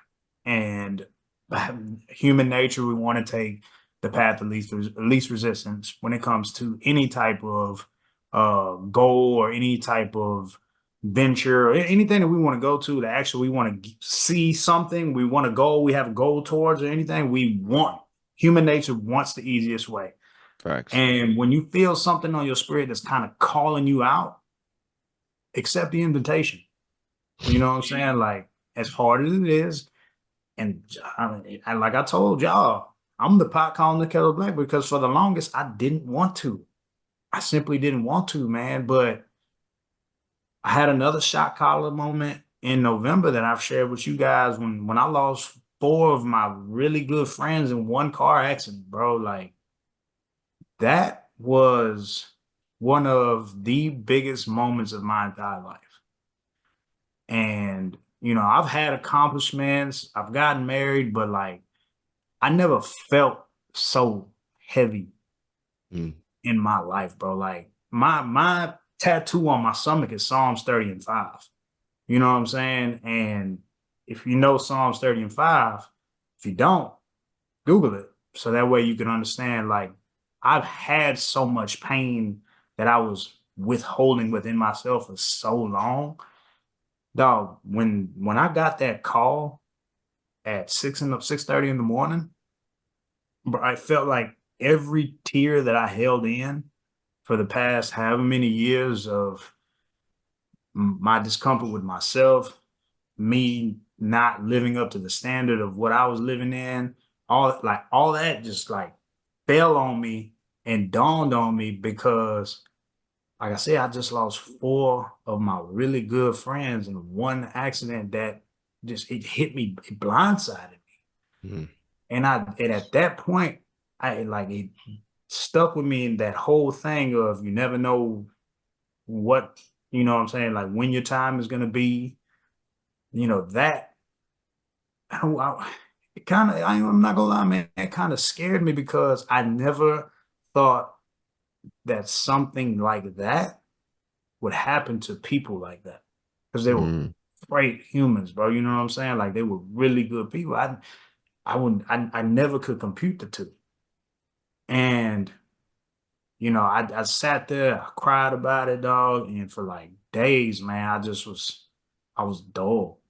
You know what I'm saying? Like I didn't want to talk to anybody. I appreciate the messages from everybody, but I had to reconcile my thought process again because I thought everything was going good. You know what I'm saying? I felt good getting back on this journey that I was getting on for myself. You know what I'm saying? I was getting all these things back moving for myself. And then when this happened, I was just like, I got back into that stage of why? Why? And but for a good little chunk of time, bro, I sat there with that thought. I still have that thought cranking my head every once in a while. And but again, that gift of visions and stuff, man, like I had it written down. I don't want to expose everything about the dream, but like I had a dream about them and seen them. And Wow. it was like, Wow. bro, I'm forgive me if I get real emotional about this, bro, but we Don't literally worry. in the dream, we talked about the accident, bro. And when I tell you like that took me to another spot, bro, I was just like, Wow. I'm not understanding this, bro. Like, I don't get it. I don't understand it. But it brought me back to the conversation I had with a couple of my homeboys, and I was just like, man, I know they're good. Like, I can't explain it to y'all, but I know they're good. That's exactly what that was, bro. That was God giving you That's comfort right all I there. can. That's all I Yeah. can. That's all I Yeah. can offer because of Yeah. that's a state of you can't, bro. You can't control your dreams, bro. Nope. Like you cannot. I cannot watch something and all right, that's gonna be my production. That's gonna be my executive director for where my dreams go tonight. Yeah, it may have a Yeah. little bit Yeah. of influence, but at the end of the day, bro, you cannot control what's going on in your dreams. That's why you wake up startled when you have a nightmare because you didn't expect it. Yeah. Yeah. And it's the same thing when it's on the other side. You Yeah. can't control that, bro. So I say all that just the spiritual journey, man. It's a scary journey, and it's only scary because it's that door that we've yet to open to step through. Yes, Mhm. And sir. just like anything, it's uncomfortable and it's going to take work. But the one thing I've learned, countless amount of mistakes that I've made, the countless amount of errors, countless amount of hurdles, countless amount of stupid decisions I've made. God is patient, man. And just waiting. Yeah. It's that picture, man. That picture with what was it Michelangelo's with the hand of God Finger. and Uh-huh. the Yeah, the Adam Sistine The Same Chapel. Yep. chapel. The Sistine Chapel, yeah. and God's Yeah. fingers fully extended and And Adam's is yours is laying bent. like this. Yep. Yeah. And there was a sim, and I read that and it dawned on me. I was like, man, that's so real. He's always there, fully there for us. But we gotta exalt, humble ourselves to go ahead and Yep. give ourselves that little extra inch to let them completely take control. It's not easy. Man, it's not easy And at if you all, notice bro. it, it's not that big of a reach. That's the crazy part. That's the That's crazy that thing part. too. Mustard seed. Yeah. All you Man, need. Yeah. that's Yeah, it. man. Yeah. Thank you, Luna, for sharing that for real, bro. Like, Yes. thank you for sharing that. As much as I know, and again, me and Coach Wash got a chance to obviously be with you during that time. We understand how heavy that is on you. So for you to be able to share that still, that's mad commendable. Again, it goes back to our podcast about being vulnerable, bro. It's points Yeah. and times where we have to be able to be vulnerable with each other. And I appreciate you being able to share that with us and the fans out there. So thank you Yeah. for that. Yeah. A lot of people need it. And you got a Absolutely. lot. Yeah. Yeah. You got some other people you can lean on though too. So that's another Facts. great thing though too. Facts. Sure. I'm gonna save you to the end, Jedi. Coach Oh, okay. Wash, what's your closing remarks, sir? I'm saving you Um, to the end for a reason, Jedi. yes. Um, I know we talk about this triangle rotating, but I can't really turn it no more. Right. I can't. I can't. I don't. It doesn't even make any sense. Which love doesn't make sense, and that's what God is. Uh, peace aligns everything. I'm gonna put it in. I'm gonna give you some real life examples so you guys can understand why the spiritual. I don't care what you call your God. Why the spiritual has to be at the top. You ever went to work and you're in a bad mood, and then certain people don't approach you? You know why? Because you look like you're in a bad mood. But when you're at peace and you're in a good mood, people have no problem. You're welcoming and you perform better. That's with everything. When you have peace, which is what my spirituality gives me, I can perform anything. Anything. Facts. And I know, I don't just believe, like I know when I'm on point spiritually, I know where I'm going. I know I'm going to accomplish. When nobody else is around me, if I say something out loud, I'm no longer off the hook because it ain't really for the validation of anybody else. I know God heard me. And at this point, if I don't do what I said I'm going to do, I lied in the presence of my Father, more so than me lying to myself. So that leads me, that the peace in that, along with everything I've been through, and even with like what Luna talked about, the people I've had the opportunity to be exposed to in my youth that are no longer here. When you asked the why, Luna, I did have an answer. I didn't want to jump in. When you have life, there's death. But before life comes to be, there's always a death to match you. Something has to go away, or somebody goes away. And it's unfortunate we joke about this with like rappers. You know, they say like, oh, you don't get his flowers, he dead. And now you're going platinum. He didn't go platinum when he was here.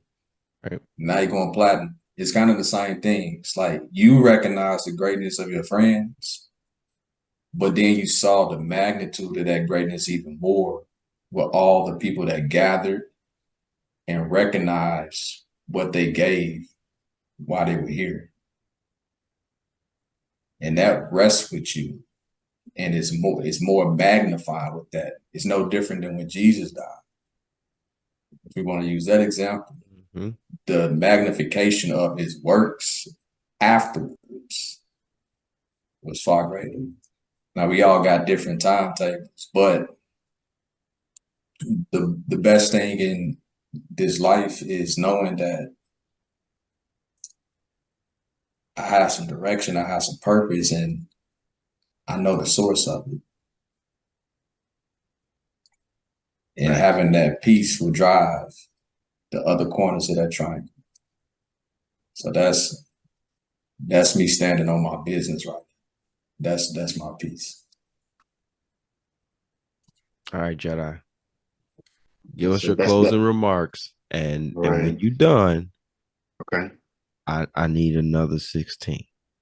I Okay. knew he was gonna ask that. I was waiting for. I was like, I know he's gonna ask it. Gotta ask Oh us. man, man. Closing remarks though. Um,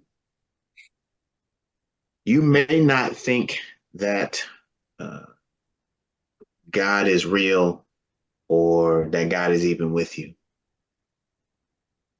Even up to this point, whether you know him or not, God is shaping your path and everything around you for you to become closer to him. One way or another, your paths are going to cross. When the time comes, I hope that you are ready for whatever God is preparing for you. And everything that you've gone through is preparation for that particular moment. What you went through, what you learned, trust God will use that to be beneficial, not just for yourself, but for everybody else around you and for the future people that you are going to meet. So if I can't say anything else, is wherever you are in your walk, wherever you are, just know that God is gracious to give you another day. Trust me, your path is going to cross. And whenever that time comes, I hope that you walk with him and fly. This is all you're going to do. You're just going to fly. You're mount up as a wing as you're going to mount up as wings on eagles. You're going to fly. That's exactly what's going to happen. So God bless you, though. Love it, love it, love it. I want to capstone this. Everything that everybody said. It's funny because I heard this passage a while ago on Instagram, and actually, I think I heard it from Michael Todd, Pastor Michael Todd, which I just bought. My wife just bought me his book, "Damaged but Not Destroyed." So that's another good read that I think you guys need to pick up. But um, one of the things that he said on his Instagram page was, in order to get to where you need to get to, you have to know where you are. If you want to get someplace, you gotta know where you start, right? When you put in your GPS, it's gonna ask you, can I use your destination? If you say no, it's gonna be much difficult for them to figure out where they need to get you to. You got to know where you are. You got to know where your start is. I think it's important for you to remember where your start is and be okay with wherever that is on the journey. Because you're not supposed to be where everybody else is. You're supposed to be where you were supposed to be at. So it's designed that way. Just remember this, it's purposeful. There's a reason why you're on the journey, and when you decided to hit the switch on your side to help extend the finger a little bit more to get yourself to the next level. So leave you guys with that. J.E.D.I, go ahead and close the show, bro. Oh man, okay. I was getting ready to not do it though, but okay. No You ain't Russell getting out of it. I'm Simmons. gonna No listen. Russell. Yeah, You're not the host. You yeah, can't Russell Simmons the yeah. track. Thank you for Thanks coming for out. coming God up. bless. Good God night. bless you. Good No, night. You no, got to give me sir. something now. You got to give me something. You can't give me Okay. 16. You got to give me 8. All right. All right. I got yeah, all right. This actually works. Okay. Hey, Hey, so peace. Hey, listen. All peace. right. All right. All right. So listen. So you can call us a rare case, sort of an anomaly, as real as 3D, but with no apology. Living life properly, peculiar, differently, speaking through the music, lyrical, symphony, trying to build these bodies like weights go fluidly, up accountability, all about the unity. In my community, the women got the floor, but now it's time for men to hold that sword. And I'm sure that you never got the proper training. I never did either, so just stop your blaming. I'm hazing the ways in our world is raising men to be prisoners of mind and soul enslavement, facing the fears the size of giant monsters. Romans 8:37, we're more than conquerors in him that loved us, that him is Jesus. In trust in his will, his credit, A+. Hey. Bars. We'll leave you guys with that. Yes. We will leave you guys with that. Again, if you like Blessings, what you y'all, heard, please hit that like and subscribe button. Again, Please this was do. an awesome pod. Coach Clarance J.E.D.I, we appreciate you as always, brother. Definitely Blessings, a blessing man. to have you here, sir. Thank y'all for having me, man. It's been I'm in the comments more. I'm being more in the comments though, but you already gonna see my likes. But thank you again for having me. I appreciate it. We actually owe you a shirt. What? We What's your actually owe you a size? shirt. What's So your size? shirts be on the way. Let's Coach go. Bamfo, let me go through the list of everybody else. Yep, And they all shoot your got shirts coming sizes. too. Shoot your sizes. Bamfo, Shoot your sizes. Shelby, Bamfo, Rack, Shelby, Rack. Yep, we got you. C. We got you. See it. Yep, we got you, bro. We got you. We got shirts on the way. Hey, All on Coach Wash. Coach Roger J.E.D.I, that. Yes, I sir. can't let you go without me saying this. Yes, sir. May the force be with you. Hey, and may the force be with you. May the Right, so I force be appreciate with that. you. May the force be with you all You and as you well. and you. Yeah. Yeah. Right, Again, right if you like what you heard, please hit that like and subscribe button. Till the next time, my friends, stay positive.